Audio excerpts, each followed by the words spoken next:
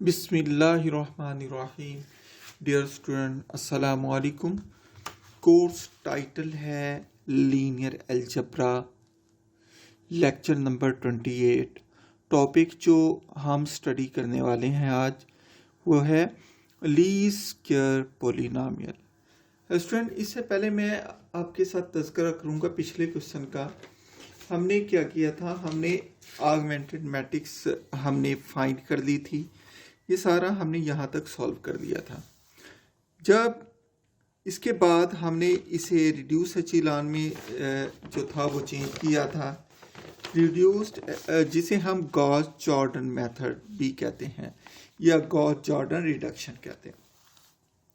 तो इसके बाद हमने इसको यहाँ पर हमने इसको गॉस जॉर्डन मेथड जब कंप्लीटली अप्लाई हो चुका था तो हमने इसके बाद क्या फाइंड किया था, यहाँ से हमने कहा था after applying the Gauss Jordan reduction we have the unique least square solution. हमारे पास लीस्ट स्क्वायर सॉल्यूशन आ गया था। X cap is nearly equal to 0.9990 minus 2.0655 1.1044 1.8910। ये यहाँ तक हमने कर लिया था। अब इसके बाद हमने ये लाइन फिट कर ली थी, लेकिन लाइन के दरमियान कुछ पॉइंट ऊपर थे, कुछ पॉइंट नीचे थे। ये मैंने पिछले लेक्चर में आपको डायग्राम के अंदर दिखाया था। इसके बाद हमने वो जो डिस्टेंस होता है लाइन का और पॉइंट का, वो मिनिमाइज करना होता है। उसको मिनिमाइज करते हैं। हमने कहा which is the closest fit to one solution. तो हमने कहा ये क्लोजेस्ट जो फिट है वन सॉल्यूशन। अब जो लाइन और पॉइंट के दरमियान डिस्टेंस, जिसको हमने डी कहा था, या D1 D2 D3 जिसके कंपोनेंट थे, हमने वो फाइंड करना है। तो हम कहते हैं now minimising the distances by using the expression norm B minus AX cap. हमने ये फाइंड करना है। और आप जानते हैं ये किसके बराबर होता है, ये डी नाम के बराबर होता है। ठीक है, मैं आपको ये दोबारा बताता जाऊं। ये हमारे पास जो होता है ये किसके बराबर होता है, ये डी नाम के बराबर होता है। और डी नाम किसके बराबर होता है, डी नाम हमारे पास होता है, डी नाम जो था हमारे पास, ये किसके बराबर था, ये हमारे पास था D1 D2 या डी मैट्रिक्स पहले कहते, डी नाम बाद में फाइंड करते हैं। जो डी मैट्रिक्स था that was D1 D2 D3 up to so on Dn, ये इतना था। उसके बाद अगर हमने एरर फाइंड करना है तो फिर हम डी का नाम ले लेते हैं।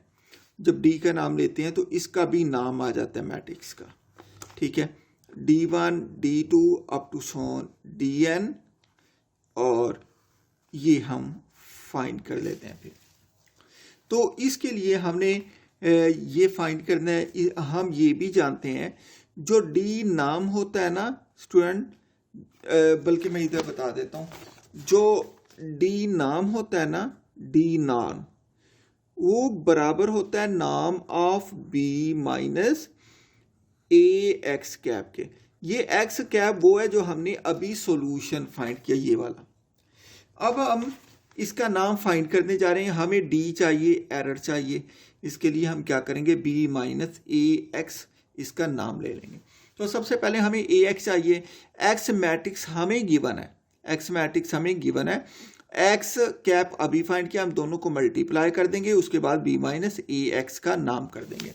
तो ये क्या हो जाएगा, हम कहते हैं now minimising the distances by using the expression norm B minus AX cap where AX is projection of B on A। मैंने कहा जो AX कैप है ये क्या हो जाएगा, प्रोजेक्शन हो जाएगा किसका, B का, किस पर, A के ऊपर। तो हम सबसे पहले ये टर्म फाइंड करते हैं AX कैप वाली। जब AX कैप हम फाइंड करेंगे, ये पहला मैट्रिक्स स्टूडेंट ये A है। A मैट्रिक्स क्वेश्चन में के अंदर हमने ये ए मैट्रिक्स फाइंड किया था। 1 2 माइनस 1 3 2 1 1 2 माइनस 2 3 4 1 4 2 1 0 0 2 1 3 1 -1 2 0। इसके बाद ये जो दूसरा मैट्रिक्स है ये कौन सा, ये x है। पहली टर्म 0.990, दूसरी टर्म -2.0655, -2.0655, 1.1044, 1.1044, लास्ट टर्म में 1.8910, 1.8910 आ जाएगा। अब इन दोनों को हम मल्टीप्लाई करेंगे। After matrix multiplication we get, हम ये मल्टीप्लाई करने के बाद हमारे पास क्या आ जाएगा, ax आ जाएगा। हम जानते हैं कि ax किसके बराबर है, ax हमारे पास, इसको मल्टीप्लाई करने के बाद इन पहली रो पहला कॉलम 1 को इससे किया, फिर 2 को इससे किया, -1 को इससे किया, 3 को इससे किया, मैंने सबको ऐड अप करके डायरेक्ट लिख दिया। ये मल्टीप्लिकेशन आप कर लेंगे, यह है 1.4371। फिर दूसरी रो को मैंने पहले कॉलम के साथ किया तो 4.8181 आ गया। फिर तीसरी रो को मैंने इस कॉलम के साथ किया, 0.97 -1.8852 आ गया। फिर मैंने चौथी रो को फर्स्ट कॉलम से किया तो 0.9713 आ गया। इसके बाद मैंने फिफ्थ रो को इस कॉलम के साथ किया तो ये 2.6459 आ गया। फिर मैंने सिक्स्थ रो को मैंने इस कॉलम के साथ किया, मल्टीप्लाई करके ऐड करने के बाद 5.2712 हमारे पास आ गया। इसको हम डी भी कह सकते हैं या इसको प्रोजेक्शन ऑफ बी ऑन ए भी कह सकते हैं। दोनों तरीकों से आप जैसे भी करना चाहें आप इसको कर सकते हैं। इसको मजीद मैंने नेक्स्ट लिखा है। अब मैंने क्या फाइंड करना है, मुझे ये नाम फाइंड करना है, बी नाम of B minus A X absolute which is equal to, मैंने इसका नाम ले लिया, ये मैट्रिक्स ये बी लिखा है, माइनस ए एक्स ये वाला लिखा है, बी माइनस ए एक्स मेरे पास क्या हो गया, विच इज इक्वल टू, ये मैंने इसका नाम ले लिया। नाम बिल्कुल स्टूडेंट, इन दोनों को माइनस करने के बाद ये आंसर आया। ठीक है, मैंने डायरेक्ट कर दिया। आप क्योंकि लेक्चर ज़्यादा लेंथी हो रहा था इसलिए, क्योंकि ये एडिशन और मल्टीप्लिकेशन तो आपको मैट्रिक्स की आती है सिंपल सी, ये मैंने डायरेक्ट लिख दिया। इसके बाद मैंने इसका क्या लिया स्टूडेंट, मैंने नाम लिया। नाम बिल्कुल वैसे ही है जैसा कि मैग्नीट्यूड होता है। आप इसको लिखना चाहें बी माइनस ए नाम को लिखना चाहें डी नाम भी लिख सकते हैं, ठीक है ना। ये मैं ऑलरेडी इसके प्रोसीजर के अंदर आपको बता चुका हूँ। इसके बाद मैंने नाम B minus A X cap लिखा, that is equal to square root ये पहले का स्क्वायर। ये बिल्कुल वैसे ही है जैसे कि हम मैग्नीट्यूड फिजिक्स के अंदर लेते हैं वेक्टर्स की, तो हमने ऐसे कि ये पहले का स्क्वायर प्लस ये दूसरी टर्म है इसका स्क्वायर 0.1819 होल स्क्वायर प्लस तीसरी टर्म क्या है माइनस 0.1148 होल स्क्वायर। ये चौथी रो है ये चौथी रो है 0.0287 इसका स्क्वायर प्लस फिफ्थ क्या है 0.3541 whole square plus into minus 0.2712 whole square. इसके बाद इन सब को मैंने स्क्वायर लिया है। ये नाम of B minus A X cap is equal to square root, इसका स्क्वायर हमारे पास 0.1910 आ गया। हमारे पास दूसरी टर्म का स्क्वायर क्या आ गया, दैट इज प्लस 0.0331। तीसरी का क्या आ गया 0.0132 प्लस ये इसका स्क्वायर क्या आ गया 0.0008 होल स्क्वायर आ गया। इसका स्क्वायर हमारे पास क्या आ गया 0.1254 आ गया। इसका स्क्वायर क्या आया प्लस 0.0735। तो इसे कैलकुलेट किया तो नाम आ गया बी माइनस ए एक्स का, that is equal to square root 0.437। इसका स्क्वायर रूट दिया तो absolute B minus A X cap is equal to 0.6610 आ गया। ठीक है, इसके बाद मैंने एक एग्जांपल दी है। ये एग्जांपल आप लोगों ने खुद करनी है। शायद मैंने दो एग्जांपल दिए, एक ये है एग्जांपल है find the least square solution of the system of the equation 2x minus y is equal to 2, x plus 2y is equal to 1, x plus y is equal to 4। ये आपने example खुद करनी। इसके बाद मैं एक और आपके एग्जांपल में लगा रहा हूँ। एग्जांपल नंबर 2 है find the find the solution of system of equations x1 plus x2 plus x3 is equal to 89, x1 plus x2 is equal to 67, x2 plus x3 is equal to 53, x1 is equal to 35, x3 is equal to 20। ये भी student आपने खुद करनी है example. Next हम आज के अपने टॉपिक की तरफ चलते हैं। सबसे पहले मैंने यहाँ पर आपको एक जर्नल, वो जो मैं इससे पहले बता चुका हूँ वो पिछले लेक्चर का पार्ट रहता था क्वेश्चन का, वो मैंने पूरा करवाया। अब देखें यहां पर हम पढ़ते हैं the general procedure for least square polynomial. जब हमारे पास डाटा गिवन है, हमने उसके अंदर या तो हम फिट करते थे, लाइन फिट करते थे, पिछला क्वेश्चन हमने लाइन का पढ़ा था। आज जो हम फिट करने जा रहे हैं ये कर्व फिट करने जा रहे हैं। डाटा हमारे पास गिवन है, लेकिन डाटा ऐसा है, इस तरीके से डाटा ये डाटा जो है ये इस तरीके से है, मतलब जो भी है ये पॉइंट ये पड़े हुए हैं, पॉइंट इतने करीब करीब हैं, यानी कि ये जो है ना ये एक लाइन इसके अंदर फिट नहीं की जा सकती, बल्कि इसके लिए हमें क्या चाहिए, कर्व चाहिए। तो ये पॉइंट है, लेकिन ज़्यादा पॉइंट जो है वो इधर पड़े हुए हैं, तो इसके अंदर लाइन फिट नहीं होगी, अब कर्व फिट होगी। ठीक है, इसको कैसे देखना है, लाइन फिट करनी है या कर्व फिट करनी है, ये मैं आपको अगले क्वेश्चन के एंड में बताता हूँ। ठीक है, पहले मैंने जर्नल प्रोसीजर बता दी, इसके बाद मैंने इसकी एग्जांपल करवाई है। तो मैं यहाँ पर लिखता हूँ the method presented for obtaining the least square line fit for a given set of point can be easily generalized to the problem of finding a polynomial of prescribed degree that best fit the given data. Suppose we are given n data point. Suppose कि हमें n data point given है। जब n data point होंगे वो point कौन से हैं, x1, y1, x2, y2 up to so on xn, yn। ठीक है, where at least m+1 of the xi's are distinct। यहाँ पर पिछले प्रोसीजर के अंदर जब हमने लाइन फिट की थी, हमने क्या कहा था, हमने कहा था कोई से 2x डिस्टिंक्ट होने चाहिए, बाकी सेम भी हो सकते हैं। लेकिन यहाँ पर कितने पॉइंट हैं, यहाँ पर n पॉइंट हैं। मैंने कहा है यहाँ पर कम से कम m+1 ऐसे पॉइंट होने चाहिए xi के जो कि मुख्तलिफ हों, मैच ना करते हों। xi की बात कर रहा हूँ, yi की मैं बात नहीं कर रहा, क्योंकि xi के लिहाज से ही yi डिफरेंट आता चला जाएगा। जब x1 डिफरेंट होगा तो y1 खुद ब खुद डिफरेंट हो जाएगा, बिकॉज y इज डिपेंडेंट। तो and wish to construct a mathematical model of the form।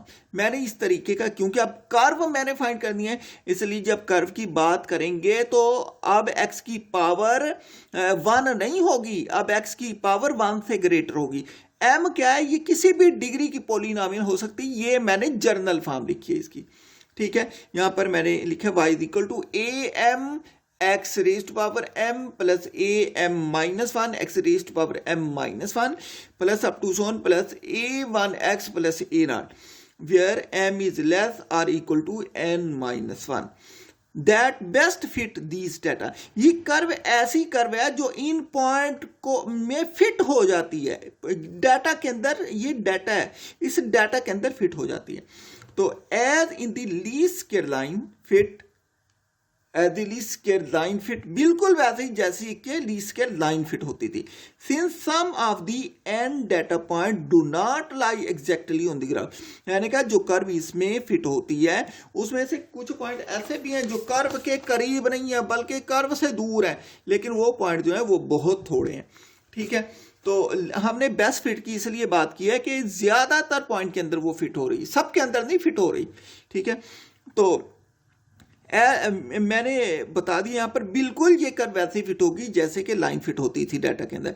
Since sum of the n data points do not lie exactly on the graph of the least squares polynomial we have, मैंने कहा क्योंकि ये सारे के सारे point इस curve के ऊपर लाई नहीं करते, तो इसके लिए हमने मज़ीद इसके अंदर एरर मौजूद है। फिर इस एरर को मिनिमाइज करने के लिए बिल्कुल जैसे लाइन का डिस्टेंस पॉइंट से मिनिमाइज किया था, इसी तरह पॉइंट का डिस्टेंस कर्व से भी मिनिमाइज करेंगे। तो मैंने इसको जर्नल फॉर्म के अंदर लिख दिया। ये क्या होगी, Y I is equal to A M, यहाँ पर एक्स एम के साथ मैंने इंडेक्स आई लिख दिया, इसे जर्नलाइज कर दिया, plus A M minus one X raise to power M minus one, यहाँ पर आई लिख दिया, प्लस अप टू सोन। यही काम चलेगा कहाँ तक, ए आई एक्स आई कोई टर्म आएगी प्लस ए नॉट, और एंड में मैंने डी आई, ये वो डिस्टेंस है जो पॉइंट का कर्व से है, बिल्कुल वैसे जैसे मैंने लाइन का शो किया था, ये वही डिस्टेंस है। ठीक है, where I vary from 1 to n, इसको मैंने इक्वेशन नंबर 2 कह दिया। अब इसको मैंने मैट्रिक्स फॉर्म में लिखना है। स्टूडेंट याद रखें कि जो बी मैट्रिक्स बनता है वो y की वैल्यू से बनता है, और जो हमारे पास ए मैट्रिक्स बनता है वो x की वैल्यू से बनता है। यहाँ पर A M minus one, A I, A not, ये अननोन है सारे के सारे। तो इसलिए मैं यहाँ पर d को नज़रअंदाज कर दूंगा, क्योंकि d मैंने आगे जाके मैंने फाइंड कर लेना है। तो इसका मैं यहाँ पर मैट्रिक्स फॉर्म में लिखता हूँ। b किसके बराबर हो गया, ये y की वैल्यू के बराबर हो गया। i जब 1 है तो y1, i जब 2 है तो y2 up to so on. i कहाँ तक जाएगा, n तक जाएगा, मैंने इसे n तक लिख दिया। इसके बाद मैं मैट्रिक्स ए की बात करता हूँ। मैट्रिक्स ए कहाँ से आएगा, यहाँ से पहले में आएगा I1 x1m, दूसरे में आएगा I2 x2m, तीसरे में आएगा I3 x3m, x3 whole power m। चलते चलते कहाँ तक जाएगा, n तक। तो I की जगह n आ गया, m वैसे के वैसे रहा। ये पहली टर्म जो है ये am हमने फाइंड करना है, इसको x मैट्रिक्स के अंदर लिखूंगा। ये मैंने xi m की ये सारी टर्म लिख दी। अब इसकी xi m माइनस वन की बात करता हूँ। ये पावर तो वैसे रहेगी m माइनस वन, ठीक है। इसके बाद जब I1 हुआ x1 m माइनस वन, जब I2 हुआ x2 m minus one, up to so on जब In हो गया तो xn m माइनस वन आ गया। अप टू सोन ये चलता चला जाएगा। इसके बाद xi आ जाएगा।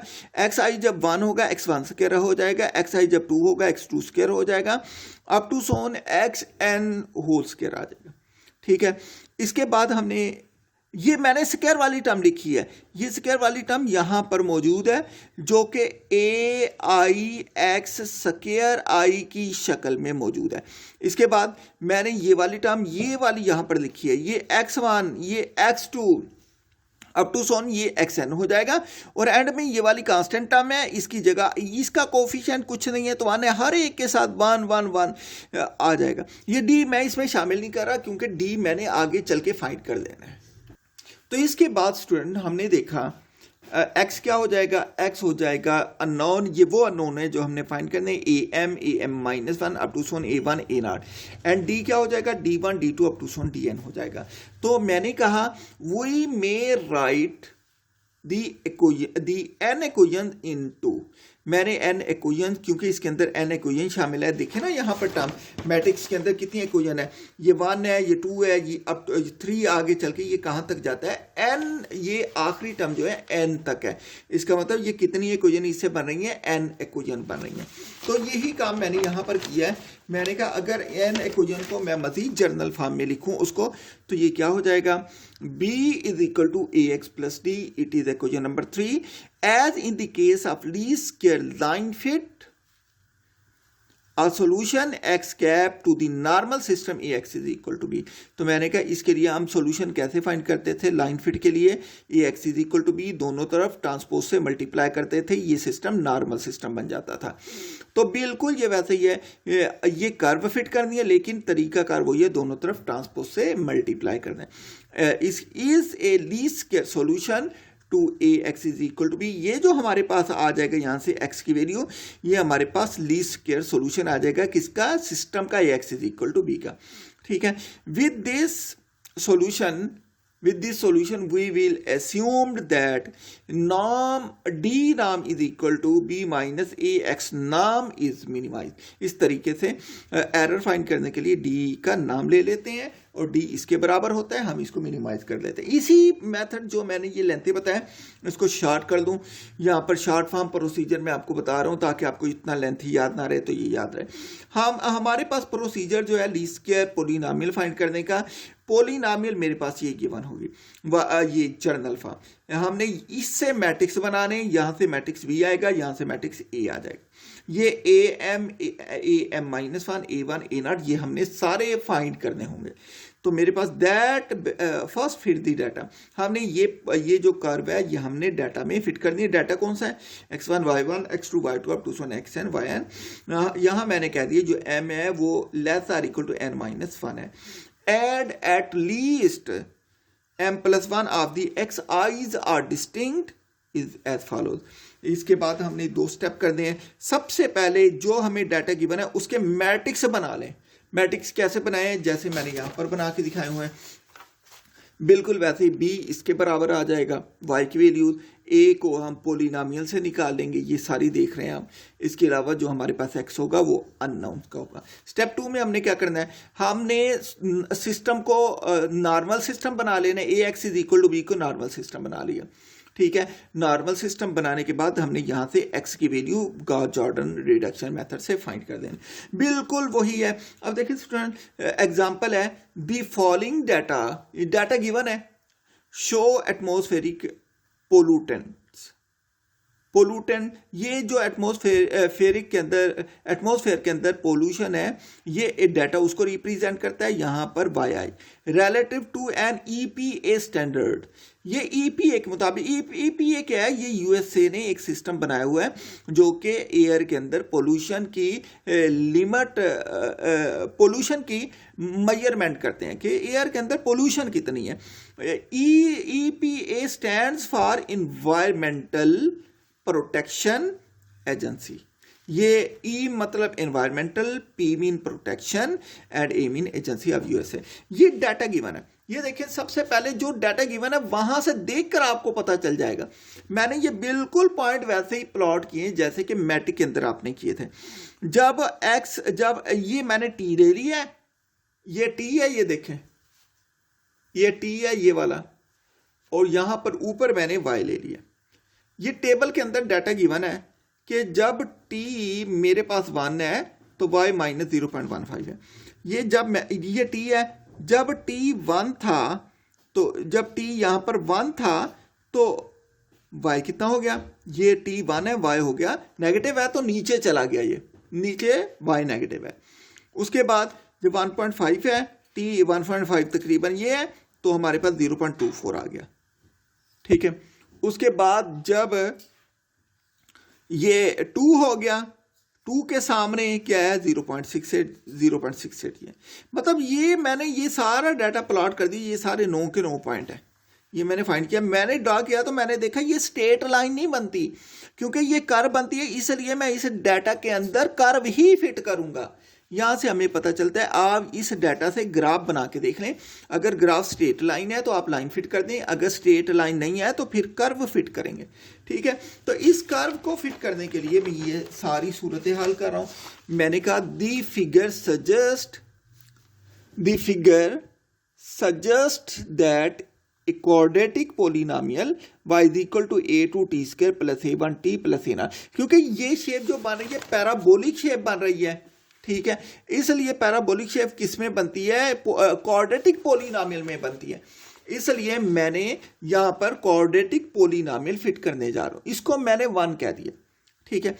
इसके बाद मैंने कहा कि मे produce a good model for this data. इस डाटा के अंदर यही जो हमारे पास इक्वेशन है ये बेस्ट फिट होती है।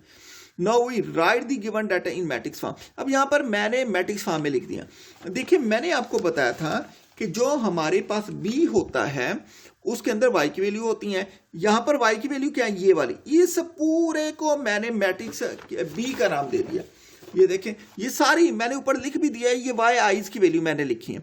b इज इक्वल टू ये सारी की सारी y आईज की वैल्यू है। अब a निकालना है। अब इन वैल्यू को मैंने इक्वेशन के अंदर मैंने यहाँ पर t स्क्वायर है ना, t स्क्वायर है, तो इसका मतलब ये है कि मैंने यहाँ पर पहली लाइन के ये देखें ये t स्क्वायर है पहला, दूसरा t है, तीसरा, तो मैंने कर्व तो ये फिट की है। अब जो t की वैल्यू गिवन है डाटा के अंदर वो ये है। पहले मैं 1 है तो 1 का स्क्वायर लूंगा, 1 का स्क्वायर 1 होता है, मैंने 1 के अंदर लिखा। फिर दूसरी टर्म लूंगा, 1.5 का स्क्वायर क्या हो गया 2.25, ये मैंने इसके अंदर लिखा ये 2.25। फिर मैंने इसके बाद क्या लिखा, फिर मैंने इसके बाद 2 था तो 2 का स्क्वायर क्या हो जाएगा 4 हो जाएगा, ठीक है। इसके बाद मैंने 2.5 की बात की, 2.5 का स्क्वायर क्या हो जाएगा 6.25। इसके बाद क्या आ जाएगा 3 आ जाएगा, 3 का स्क्वायर क्या हो जाएगा स्टूडेंट ये 9 हो गया। इसके बाद क्या आ जाएगा 3.5 आ जाएगा, 3.5 का स्क्वायर क्या हो जाएगा 3.5 का स्क्वायर मैंने देखा तो ये 12.25 हो गया, यहाँ पर दिखा।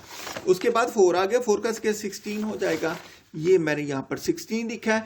इसके बाद मैंने देखा कि 4.5 का स्क्वायर क्या हो जाएगा 4.5 है तो 4.5 का स्क्वायर 20.25 हो गया, स्क्वायर ले लेके लिखे मतलब।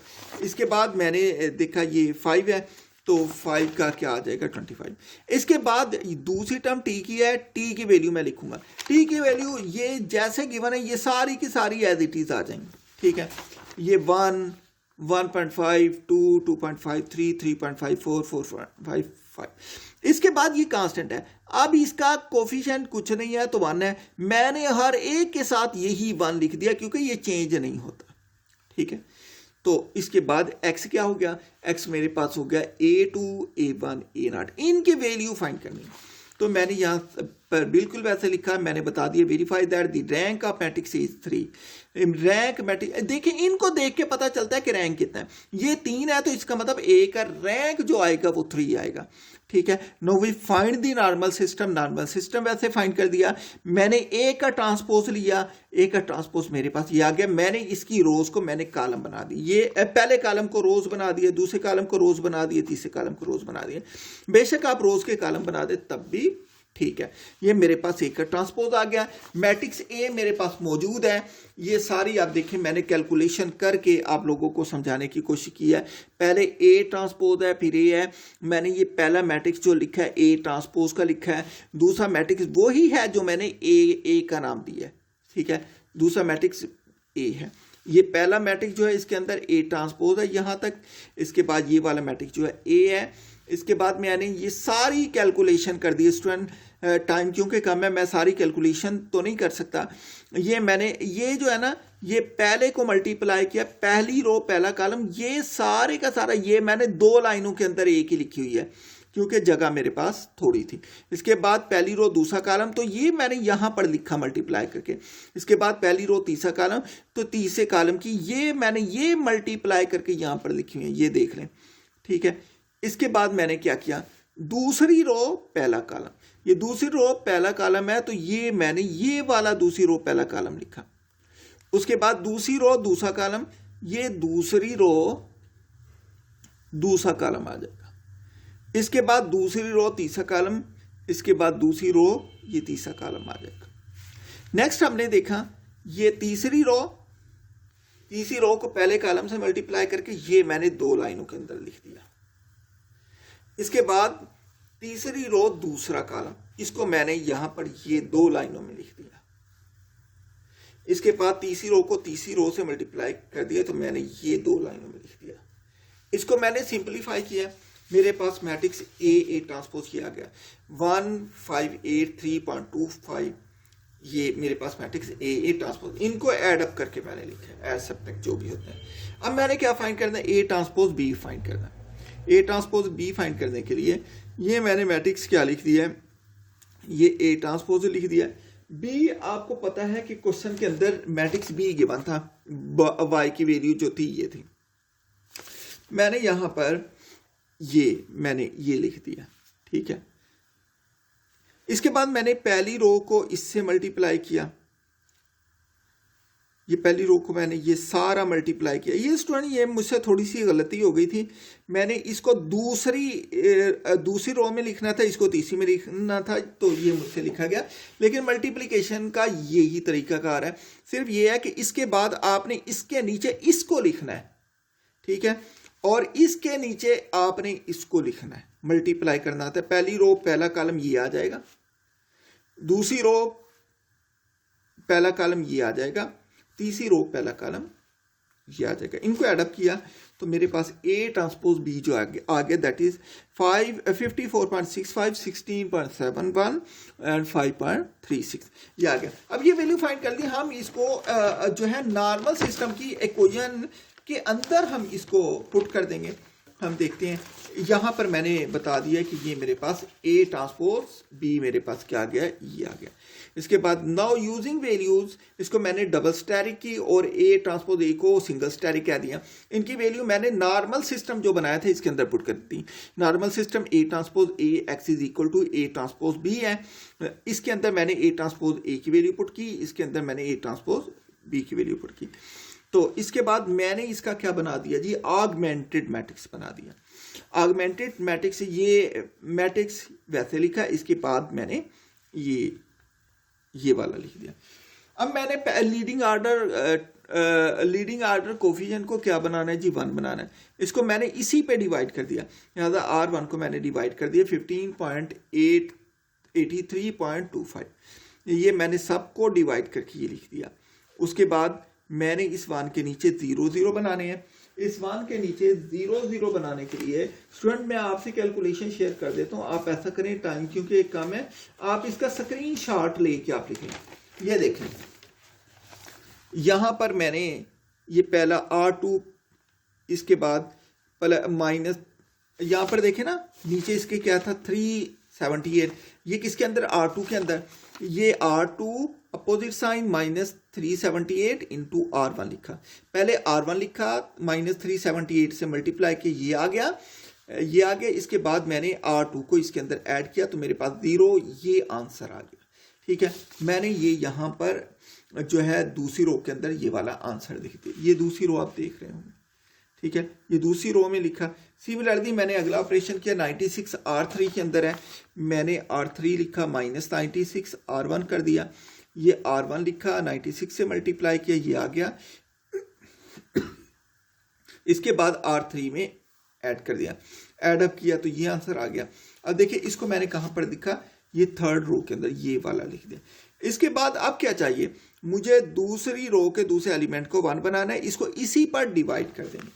ठीक है, जब हम इसको इसी पर डिवाइड करते हैं तो हम देखते हैं नेक्स्ट, तो डिवाइड करने के बाद हमारे पास स्टूडेंट, इसको मैंने R2 को 5.7714 से डिवाइड किया तो R2 की जगह क्या बन गया, 01 0.7092 0.6357। इसके बाद इसके ऊपर और नीचे मैंने 0 बनाने हैं। ऊपर और नीचे 0 बनाने के लिए मैंने ये ऑपरेशन किया, ये आपको पता बड़ी तफसील से समझा चुका हूँ। इसकी मैं आपको ऑपरेशन करके यहाँ पर दिखा देता हूँ। ये मैंने R1 माइनस 0.2383 R2 लिखा, ये R2 लिखा है, इसके बाद इससे मल्टीप्लाई किया है, जो आंसर आया इसको R1 में ऐड कर दिया, मेरे पास ये आ गया। लिहाजा इसे R1 की जगह लिख दिया। R1 की जगह क्या हो जाएगा, ये आ गया। R1 की जगह 10 माइनस 0.1087 माइनस 0.1172। ठीक है, इसके बाद मैंने दूसरा ऑपरेशन किया है। दूसरा ऑपरेशन किया है R3 प्लस माइनस 4.0848 R2। मैंने ये R2 लिखा, ये माइनस 4.0848 से मल्टीप्लाई किया, ये आंसर आ गया। इसके बाद मैंने इसको ऐड कर दिया R3 के अंदर, तो मेरे पास 0.2855 माइनस 0.5487 आ जाएगा। तो इसको मैंने यहाँ पर लिख दिया, ये R3 के अंदर ये लिखा गया, ये 0.2855 माइनस 0.5487। इसके बाद मैंने क्या करना है, अगला जो अगली रो का तीसरी रो का तीसरा एलिमेंट है ये वाला, इसको मैं ये वाला इसको मैंने 1 बनाना है। तो मैंने इसको R3 को डिवाइड कर दिया, R3 को किससे, 1/0.2855 से। R3 की मैंने हर टर्म को, ये 0 आ गया, ये भी 0 रहा, 0.2855 को मैंने इसी पर डिवाइड किया तो 1 हो गया, माइनस 0.5487 को मैंने इस पर डिवाइड किया 0.2855 पर, तो ये माइनस 1.9219 हो गया। इसके बाद इस 1 को इस्तेमाल करने के बाद मैंने ऊपर 0 बनाए। इसके लिए ऑपरेशन मैंने ये लिख दिया है, क्योंकि ऊपर R1 के अंदर ये माइनस 0.1087 है, तो ये अपोजिट साइन के साथ मैंने लिखा। ठीक है, और इसके बाद नीचे इसके R2 के अंदर मैंने क्या किया, -0.7292R3। ये सारे ऑपरेशन मैं बार बार आपको बता चुका हूँ। तो ये मैं यहाँ आपको दिखा देता हूँ। यहाँ पर मैंने R1 के अंदर जो किया ये ऑपरेशन था, पहले मैंने R3 लिखा, उसके बाद इससे मल्टीप्लाई किया 0.1087 से, ये मेरे पास आंसर आ गया। इसके बाद मैंने R1 के अंदर इसको ऐड किया, 100 माइनस 0.3261 आ गया। इसके बाद मैंने दूसरा ऑपरेशन किया, R2 प्लस -0.7092 R3, पहले R3 लिखा, उसके बाद मैंने ये लिख दिया, ये मल्टीप्लाई होकर ये आंसर आ गया। R2 में ऐड किया तो 010 1.9987, लिहाजा मैंने ये रिजल्ट यहाँ पर लिखे तो ये मेरे पास ये फाइनल आ गया। ठीक है, अब देखें यहाँ पर ये मेरे पास x की वैल्यूज आ गई। मैंने कहा we obtain x cap is, ये अप्रॉक्सीमेट सोल्यूशन आ गया, -0.3261 1.9987 -1.9219। ये क्या है, ये किसके बराबर था, A2 A1 A0 के। इसका मतलब A2 की वैल्यू ये आ गई, A1 की वैल्यू ये आ गई, A0 की वैल्यू ये आ गई। तो so we obtain the quadratic polynomial model. हमने क्वाड्रेटिक पोलिनोमियल 1 जो कहा था वो दोबारा लिखा। इसके अंदर मैंने A2 की वैल्यू ये पुट की है, A1 की वैल्यू ये पुट की है और A0 की वैल्यू ये पुट कर दिया है। तो जब मैंने ये वैल्यूज पुट की, मेरे पास जो y आ गया, that is y is equal to -0.3261 t square plus 1.9987 t minus 1.9219। Student ये मेरे पास वो जो है वो पोलिनोमियल आ चुकी है जो कि उस डाटा के अंदर बेस्ट फिट होती है। इसके बाद जो एरर है, जो हमने एरर फाइंड करना है वो ये फाइंड करना है, ये मैं इसी का बकिया पार्ट अगले लेक्चर के अंदर मैं रिपीट कर दूंगा। ठीक है।